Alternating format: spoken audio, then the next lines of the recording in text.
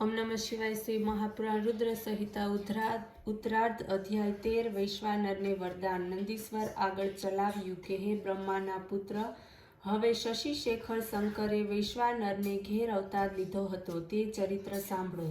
પહેલાના સમયમાં નર્મદા નદીને કિનારે નર્મપુર નામનું એક રમણીય નગર હતું, જેમાં શિવ ભક્ત વૈશ્વાનર નામના એક મુનિ રહેતા હતા। તે સંપૂર્ણ શાસ્ત્રોના વેતા, શિવજીના ચરણમાં નિપુણ તથા લોકાચારમાં ચતુર હતા। પછી સુચિસ્મતી નામની બ્રાહ્મણ કન્યાની સાથે તેમનો વિવાહ થયો। પતિવ્રતા તે સ્ત્રીએ તેની સારી સેવા કરી।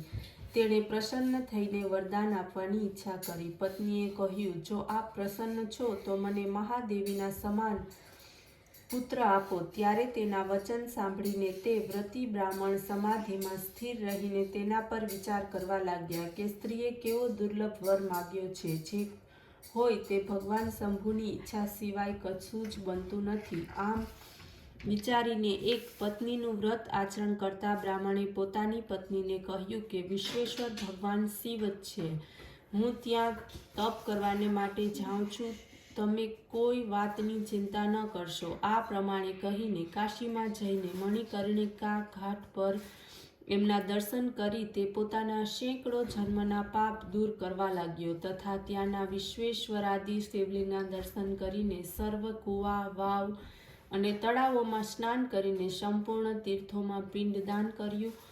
પછી અનેક પ્રકારના ભોજનોથી ત્યાંના મુનિઓ તેમજ બ્રાહ્મણોને તૃપ્ત કર્યા।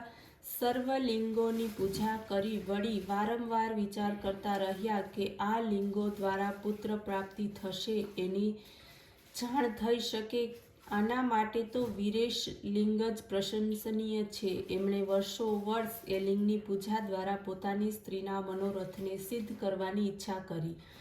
આ રીતે ધૈર્યવાન બ્રાહ્મણે વીરેશ લિંગની યથાવિધિ પૂજા કરી 1 વર્ષ સુધી નિરાહાર કેવળ જળ પીને અદ્ભુત તપ કર્યું। ત્યારે 13મા મહિને એક દિવસે જ્યારે તે ત્રિપથગા ગંગા જળમાં સ્નાન કરીને લિંગનું પૂજન કરવાને માટે ગયો તો એ જ સમયે તપોધન બ્રાહ્મણે લિંગના મધ્યમ ભાગમાં રહેલા 8 વર્ષના એક સુંદર બાળકને જોયું। સુંદર પીળી જટા અને માથે મુકુટ શોભતો હતો। બાળક હસતો હતો, નગ્ન હતો, એની સામે જોઈ રહ્યો હતો। આ બાળકને પ્રાપ્ત કરીને મુનિના હર્ષનો પાર ન રહ્યો। તેમણે સરોમાચ હૃદયથી એમને વારંવાર નમસ્કાર કર્યા। 8 પદ્યોથી યુક્ત અષ્ટક દ્વારા પરમાનંદ શિવની સ્તુતિ કરી તેમને સંતુષ્ટ કર્યા। આ પ્રમાણે જ્યારે એ બ્રાહ્મણે પોતાના હાથ જોડી પૃથ્વી ઉપર પડીને તેને દંડવત પ્રણામ કર્યા તો તે બાળક અત્યંત પ્રસન્ન થયો અને વૈશ્વાનરને કહેવા લાગ્યો, હે બ્રાહ્મણ, હું તમારાથી અત્યંત પ્રસન્ન છું, તમે વરદાન માગો। આ વાત સાંભળીને વૈશ્વાનર બ્રાહ્મણ બોલ્યો કે હે પ્રભુ, આપથી કંઈ પણ અજાણ્યું નથી, માગવા માટેનું આવું દીન વચન શા માટે કહો છો? હે મહેશ, આપની જેવી ઈચ્છા હોય તેમ કરો। વૈશ્વાનરના આવા વચનો સાંભળીને બાળકરૂપ તે પવિત્ર દેવતાઓએ કહ્યું કે હે પવિત્ર વૈશ્વાનર, તમે જે સુચિસ્મતીથી પુત્ર ઉત્પન્ન કરવાનો વિચાર કર્યો છે તે જરૂર સિદ્ધ થશે। હું સ્વયં જ તમારી સ્ત્રીમાં પુત્ર રૂપે પ્રગટ થઈશ, ત્યાં મારું નામ ગૃહપતિ હશે। આપ આ કહેલું અભિલાષક સ્તોત્ર જે શિવજીની પાસે પાઠ કરશે તેને 1 વર્ષમાં સિદ્ધિ આપનારું થશે, પરંતુ તેને દરેકને ન આપવું અને પ્રયત્નપૂર્વક તેને ગુપ્ત રાખવું, જેથી સ્ત્રી કે પુરુષ કોઈ પણ જો નિયમપૂર્વક શિવલિંગની સમીપ તેને 1 વર્ષ જપશે તો નિશ્ચય તેને પુત્રની પ્રાપ્તિ થશે। આમ કહીને તે બાળક રૂપ શિવ ત્યાંથી અંતર્ધ્યાન થઈ ગયા। વૈશ્વાનર બ્રાહ્મણ પણ પ્રસન્નતાપૂર્વક ચાલ્યા ગયા।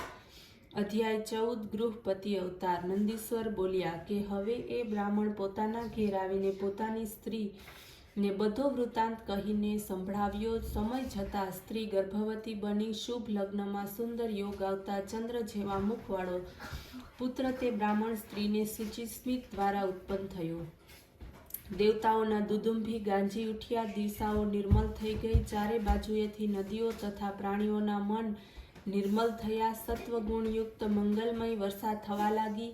સર્વ મનુષ્યોને વાણી પ્રિય અને કલ્યાણમય થઈ રંભા વગેરે અપ્સરાઓ, વિદ્યાધરો, કિન્નરો હાથમાં માંગલિક દ્રવ્યો લઈને ત્યાં આવીને ગીતો ગાતા નૃત્ય કરવા લાગી. મરીચી, અત્રિ, પુલહ, પુલત્સ્ય, કર્તુ, અગિરા, વશિષ્ઠ, કશ્યપ, અગસ્ત્ય, વિભાંડ, લોમહરણ, ભરદ્વાજ, ગૌતમ, ભૃગુ, ગાલવ, ગર્ગ, જાતુકર્ણ્ય, પરાશર, આપરતંબ, જ્ઞાનવલ્ક્ય, દક્ષ, વાલ્મીકી, મૃદગલ, સાતાતપ, લિખિત, શિલાદ, શંખ, જમદગ્નિ, સવર્ત, મતંગ, ભરત, અંશુમાન, વ્યાસ, કાલાત્યયન, કુત્સ, શૌનક, શૃંગ, ઋષ્યશૃંગ, દુર્વાસા, સૂચિ, નારદ, તુમ્રુ, ઉત્તંગ, વામદેવ, દેવલ, હારિત, વિશ્વામિત્ર, ભાર્ગવ, સપુત્ર, મૃકંડુ, પર્વત, દારુડ, ધૌમ્ય, ઉપમન્યુ, વત્સ વગેરે મુનિઓ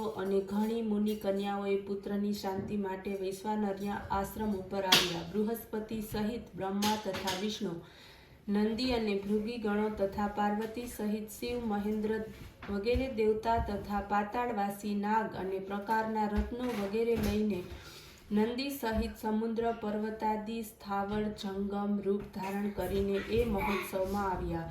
વિના સમયે ચાંદની જાણે કે પથરાય. બ્રહ્માએ બાળકના જાત કર્મ વગેરે સંસ્કારો કર્યા.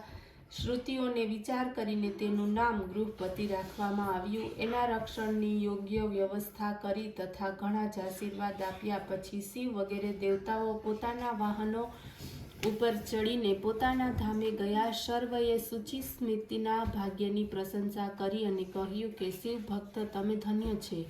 તેના અર્ચનથી પ્રસન્ન થઈને સ્વયં શિવ એને ત્યાં પ્રગટ થયા છે. તે ગૃહસ્થ ધન્ય છે જેને પુત્ર હોય.